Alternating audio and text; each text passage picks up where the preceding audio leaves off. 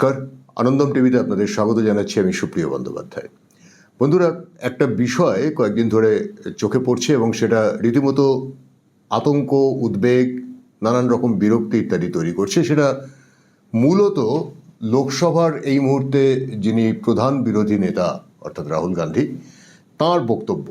দেখা যাচ্ছে যে এবারের লোকসভা নির্বাচনে কংগ্রেস ৯৯টা আসন পাওয়ার পর রাহুল গান্ধীর শরীর ভাষ্য থেকে শুরু করে সবকিছুই যেন বদলে গেছে। প্রথমেই তিনি যেটা করলেন সেটা হচ্ছে কয়েকদিন আগে সংসদে তিনি হিন্দুকে সরাসরি একটা আক্রমণ করলেন। তিনি কি বললেন সেটা আগে শুনি। हिंदू धर्म में साफ लिखा है, सत्य के साथ खड़ा होना चाहिए, सत्य से पीछे नहीं हटना चाहिए, सत्य से नहीं डरना चाहिए। अहिंसा हमारा प्रतीक है। अभय मुद्रा, ऐसे कीजिए, अभय मुद्रा। और जो लोग अपने आप को हिंदू कहते हैं वो 24 घंटा हिंसा हिंसा हिंसा, नफरत नफरत नफरत, असत्य सत्य असत्य।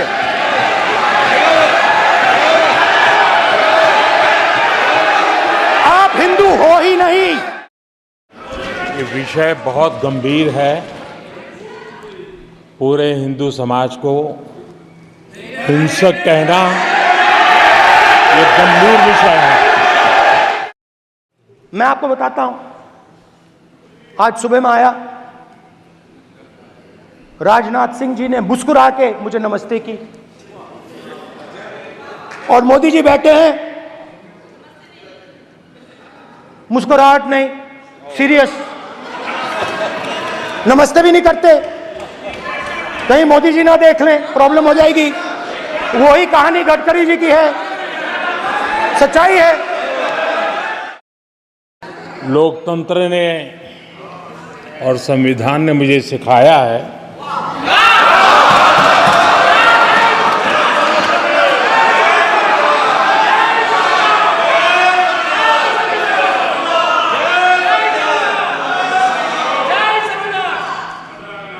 कि मुझे विपक्ष के नेता को गंभीरता से लेना चाहिए।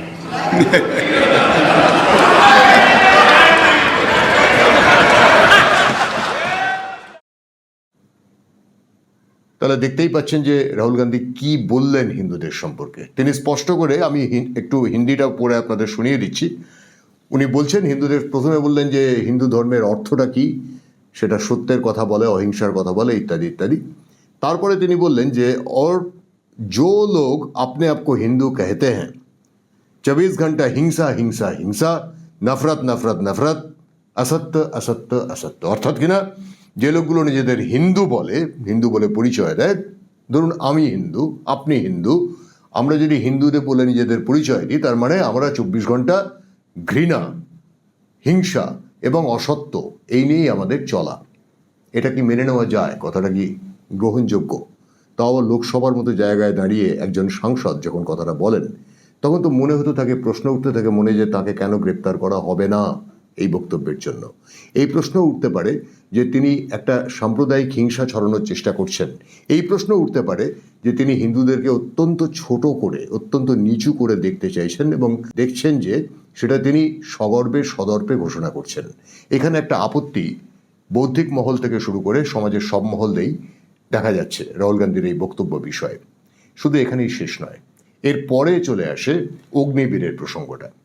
অগ্নিবীর প্রসঙ্গে ভারতকে যাতে আত্মনির্ভর হতে না দেওয়া যায়, অর্থাৎ ভারত আত্মনির্ভর হয়ে উঠবে প্রতি পাড়ায়, প্রতি গলিতে, প্রতি মহল্লায়, আজ থেকে 5 বছর পরে বা তারপরে প্রতিনিয়ত যখন এই অগ্নিবীরেরা সমাজে ফিরে যাবেন, তারা গিয়ে একটা রেজিস্ট্যান্স তৈরি করবেন, তারা একটা মানসিকতা তৈরি করবেন, যে মানসিকতাটা বহু মানুষের মধ্যে এখন প্রয়োজন।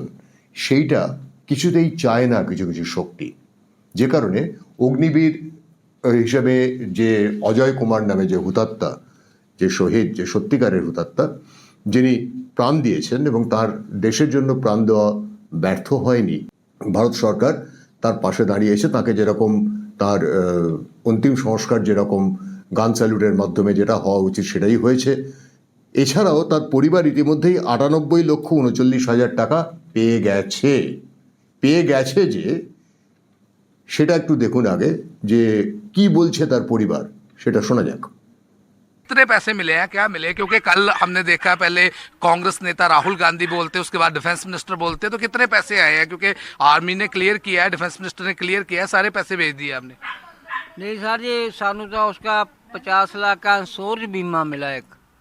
एक 50 लाख का बीमा है जी, जो इंश्योरेंस बीमा ICICI बैंक में मिला है जी। उसके बाद 48 लाख आर्मी की तरफ से आया, 48 1 लाख का मैसेज कल आया, यही मिला। শুনলেন অজয় কুমারের কোনো একজন আত্মীয়, তিনি বলছেন, বয়স্ক মানুষ, তিনি বলছেন যে আমরা টাকা পেয়েছি, আমরা 98 লক্ষ টাকা পেয়েছি। তাও সে কথাটা বলছেন কখন? যখন তাকে খুঁচিয়ে জিজ্ঞাসা করা হচ্ছে, তারপরে উত্তরটা দিচ্ছেন যে আমি টাকা পেয়েছি। এবং তারপর আবারও শুনুন আরও একটা বক্তব্য, সেটা তাঁরই পরিবারের একজন মহিলা সদস্যের বক্তব্য। সম্পর্কে তিনি কে আমি জানি না, কিন্তু তার মহিলা সদস্যের বক্তব্যটা শোনা যাক। तो क्या लगता है, क्या सरकार ने पैसा पूरा दे दिया है आपको, और क्या बेनिफिट्स नहीं मिले जिसके कारण आपको लगता है कि कहीं ना कहीं जो अग्निवीर स्कीम है इस पे सवाल चिन्ह लगा है? ਸਰਕਾਰ ਨੇ ਪੈਸਾ ਦੇਤਾ, ਠੀਕ ਹੈ ਸਰ। ਸਾਨੂੰ ਤਾਂ ਇਹ ਯੋਜਨਾ ਅਸੀਂ ਬੰਦ ਕਰਵਾਉਣੀ ਆ। ਸਾਡਾ ਮੇਨ ਮੁੱਦਾ ਸਭ ਤੋਂ ਉੱਪਰ ਇਹੀ ਗੱਲ ਆ ਵੀ ਅਸੀਂ ਅਗਨੀਵੀਰ ਯੋਜਨਾ ਬੰਦ ਕਰਵਾਉਣੀ ਆ। ਇਹ क्या कारण है, क्या कारण है, क्या मतलब? ਕਿਆ ਕਾਰਨ ਹੈ? 4 ਸਾਲ ਦੀ ਨੌਕਰੀ ਦੇ ਪਿੱਛੇ ਸਾਡੇ ਭਰਾ ਨੇ ਜਾਨ ਗਵਾ ਲਈ। ਉਹਨੂੰ 1 ਕਰੋੜ ਰੁਪਇਆ ਦੇ ਕੇ ਇਹਨਾਂ ਨੇ ਬੈਠ ਜਾਣਾ। ਉਸ ਤੋਂ ਬਾਅਦ ਉਹਦੀ ਫੈਮਿਲੀ ਨੂੰ ਕੌਣ ਦੇਖੂਗਾ? 6 ਭੈਣਾਂ ਨੂੰ ਕੌਣ ਦੇਖੂਗਾ ਉਹਦੀਆਂ ਨੂੰ? 1 ਕਰੋੜ ਰੁਪਏ ਨਾਲ ਪੂਰੀ ਲਾਈਫ ਨਿਕਲ ਜੂਗੀ? ਜੇ ਨਿਕਲ ਜੂਗੀ ਤਾਂ ਦੱਸ ਦਿਓ, ਅਸੀਂ ਦੇ ਦਿੰਨੇ ਆ। ਕਰੋੜ ਰੁਪਇਆ ਲੈ ਲੈਣ ਸਾਡੇ ਤੋਂ। पर पैसा पूरा आ गया आपके अकाउंट में कि जहाँ अभी आना है? ਨਹੀਂ ਸਰ, ਅਜੇ ਪੂਰਾ ਅਕਾਊਂਟ 'ਚ ਕੋਈ ਪੈਸਾ ਨਹੀਂ ਆਇਆ। ਠੀਕ ਹੈ, ਸਾਨੂੰ ਪੈਸਿਆਂ ਦਾ ਕੁਝ ਨਹੀਂ ਹੈਗਾ, ਸਾਨੂੰ ਪੈਸਿਆਂ ਤੱਕ ਕੋਈ ਮਤਲਬ ਨਹੀਂ ਹੈਗਾ। ਸਾਡੇ ਕੋਲੇ ਜਿਹੜਾ ਪੈਸਾ ਆਇਆ ਅਸੀਂ ਉਹ ਕੈਮਰੇ ਮੂਹਰੇ ਦੱਸਤਾ, ਜੋ ਆਊਗਾ ਅਸੀਂ ਉਹ ਵੀ ਦੱਸ ਦੇਣਾ। ਅਸੀਂ ਪੈਸੇ ਲੁਕੋ ਕੇ ਕਿਤੇ ਲਿਜਾਣੇ ਨਹੀਂ ਹੈਗੇ, ਜੋ ਸਰਕਾਰ ਪਾਊਗੀ ਅਸੀਂ ਉਹ ਦੱਸੀ ਜਾਂਦੇ ਆ। ਤੇ ਸਾਡਾ ਮੇਨ ਮੁੱਦਾ ਇਹੀ ਆ ਵੀ ਅਗਨੀਵੀਰ ਯੋਜਨਾ ਬੰਦ ਕੀਤੀ ਜਾਵੇ, ਰੱਦ ਕੀਤੀ ਜਾਵੇ। ਬਸ ਸਾਡੇ ਭਰਾ ਨੂੰ ਇਨਸਾਫ ਤਾਂ ਹੀ ਮਿਲੂਗਾ ਜੇ ਯੋਜਨਾ ਬੰਦ ਹੋਊਗੀ। ਸਾਡੇ ਭਰਾ ਨੂੰ ਪੈਨਸ਼ਨ ਲੱਗਣੀ ਚਾਹੀਦੀ ਆ। ਅਸੀਂ ਕਿਸੇ ਦੇ ਦਬਾਅ 'ਚ ਨਹੀਂ ਆ ਕੇ ਕਹਿੰਦੇ ਸਾਨੂੰ ਚਾਹੇ ਮੋਦੀ ਦੇ ਨਾਲ ਸਿੱਧੀ ਗੱਲ ਕਰਵਾ ਦਿਓ। ਅਸੀਂ ਮੋਦੀ ਨੂੰ ਵੀ ਇਹੀ ਕਵਾਂਗੇ। अजय कुमार जी के माता जी भी हैं, तो क्या मतलब आपको क्या लगता है कि अग्निवीर स्कीम में क्या प्रॉब्लम है? ਅਗਨੀਵੀਰ ਬੰਦ ਕਰਾਉਣਾ ਚਾਹੁੰਦੇ ਆ ਅਸੀਂ। ਸਾਨੂੰ ਕੋਈ ਸਹੂਲਤ ਨਹੀਂ ਮਿਲੀ, ਕੋਈ ਨਹੀਂ। ਹਾਂ, 4 ਸਾਲ ਦੀ ਨੌਕਰੀ ਕਰ ਦੂਗਾ ਕੀ? तो पैसे जितने सरकार ने कहा है उतने मिले हैं कि नहीं? ਬਾਰੇ ਪਤਾ ਨਹੀਂ, ਮੈਂ ਅਨਪੜ੍ਹ ਹੈਗੀ, ਮੈਨੂੰ ਨਹੀਂ ਪਤਾ, ਬੱਚਿਆਂ ਨੂੰ ਪਤਾ। ਹਾਂ, ਇਹ ਮੇਰੀ तो পরিষ্কার বোঝা যাচ্ছে, এই বক্তব্য থেকে স্পষ্ট বোঝা যাচ্ছে যেটা শিখিয়ে দেওয়া কথা। যদি শিখিয়ে দেওয়া কথা না হবে তাহলে একজন সাধারণ গ্রামের মানুষ, তার পক্ষে এতটা বিশদে ভেঙে বলা সম্ভব নয় যে কেন অগ্নিবীরের প্রয়োজন নেই। আমরা তো বলবো যে অগ্নিবীরের প্রয়োজন আছে। প্রয়োজন যে আছে সেটা ভালো করে বুঝতে পেরে আমি যদি বলি আমার ব্যাখ্যাতে যে সোরস, পাকিস্তান, চীন সমান সমান ভারতের ভিতরে মির্জাফরি কিটগুলোর দাপাদাপি, এইটা যদি বজায় রাখতে হয় তাহলে অগ্নিবীর প্রকল্প চালু রেখে কোনো লাভ নেই। তাই জন্যই অগ্নিবীরকে বন্ধ করার জন্য উঠে পড়ে লেগেছে রাহুল গান্ধীর মতো এরকম লোকজন বা বিরোধীরা। তারা প্রত্যেকে আপত্তি করছে অগ্নিবীর প্রকল্প নিয়ে। একটা অজয় কুমারের উদাহরণ দিয়ে, অতীতে কি ভারতীয় সেনাবাহিনীর কারোর মৃত্যু হয়নি? দেশের জন্য নিজের জীবনদান দেননি, বলিদান দেননি, এরকম মানুষ কি নেই? অসংখ্য রয়েছেন। কেন 71 সালের যুদ্ধে যখন বাংলাদেশে গিয়ে বাংলাদেশ প্রতিষ্ঠা করতে গিয়ে ভারতীয় সেনাবাহিনীর প্রায় 3,500 সেনানী তাদের প্রাণ দিয়েছিলেন, সেগুলো কি ঘটেনি? তার মানে হচ্ছে এটাই, অগ্নিবীরের বিরোধিতা করতে হবে। শুধু বিরোধিতাই নয়, এমন বিরোধিতা করতে হবে যাতে কিনা সাধারণ মানুষের মধ্যে একটা আতঙ্ক ছড়িয়ে পড়ে। বস্তুত পক্ষে এই অগ্নিবীর প্রকল্পের মতো প্রকল্প গোটা বিশ্বের প্রতিটি উন্নত দেশেই রয়েছে। বিদেশের কথা যদি বলেন তাহলে আমি ইসরায়েলের উদাহরণ টানতে পারি। ইসরায়েলে প্রতি ঘরে একজন করে সেনা বা সেনানী, একজন মহিলা বা একজন পুরুষ, তাদের প্রত্যেকের আর্মি ট্রেনিং থাকে। কারণ ছোট্ট একটা দেশ, নিজেদেরকে বাঁচাতে গেলে তাদের আর্মি ট্রেনিং দরকার হয়। আমরা উদাহরণ দেখতে পেয়েছি যখন ইসরায়েল প্যালেস্টাইন ঝামেলা শুরু হলো গত বছরের শেষের দিকে, এবং তারপর যখন সেটা এগিয়ে ক্রমশ আমরা দেখতে পেলাম যে কোন দিকে যাচ্ছে, তখন স্পষ্ট দেখা গেল যে ইসরায়েলের প্রতি ঘর থেকে বেরিয়ে এলো সেনাবাহিনীর মানুষজন, কারণ তাদের ট্রেনিংটা ছিল। অর্থাৎ তরুণ প্রজন্মকে যদি আমরা যদি আত্মরক্ষার জন্য এই ট্রেনিংটুকু দেওয়ার চেষ্টা করি, তাতেও আপত্তি করবে বিরোধীরা, কারণ তাদের নেপথ্যে রয়েছে সেই সমস্ত শক্তি, বিচ্ছিন্নতাবাদী শক্তি, তাদের সঙ্গে রয়েছে সেই সমস্ত বিদেশি অর্থের অর্থায়ন, যারা চায় ভারতের ভেতরে ভারতের অভিন্নতা, সবথেকে বড় কথা হচ্ছে ভারতের সার্বভৌমত্ব, সেটাকে বারবার করে তারা যেহেতু নষ্ট করতে চায়, ভারতের ভেতরে অস্থিরতা যেহেতু তারা বজায় রাখতে চায়, তাই অগ্নিবীর প্রকল্পের এতটাই তীব্র বিরোধিতা আমরা দেখতে পাচ্ছি।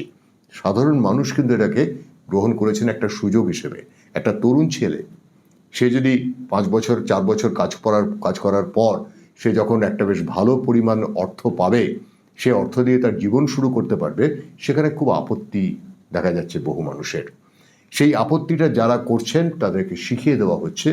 আবার আপনি দেখুন ওই মহিলার বক্তব্য, তাহলে বুঝতে পারবেন যে শিখিয়ে না দেওয়া হলে একজন গ্রামের দেহাতি মানুষের পক্ষে এইভাবে কথা বলা সম্ভব নয়।